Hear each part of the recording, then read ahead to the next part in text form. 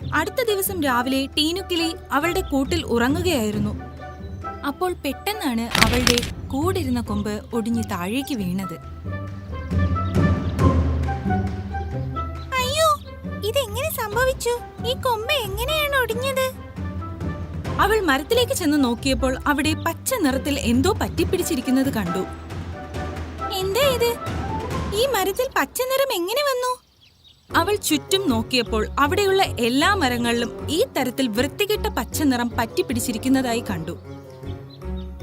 പതുക്കെ പതുക്കെ എല്ലാ മൃഗങ്ങളും ഈ വിവരം അറിഞ്ഞു. എല്ലാവരും അവിടെ ഒത്തുകൂടി. നമ്മുടെ കാട്ടിലെ മരങ്ങളൊക്കെ എങ്ങനെയാണ് ദുർബലമായി ഒടിഞ്ഞു വീഴുന്നത്? എങ്ങനെയാണെന്ന് മനസ്സിലാകുന്നില്ലല്ലോ.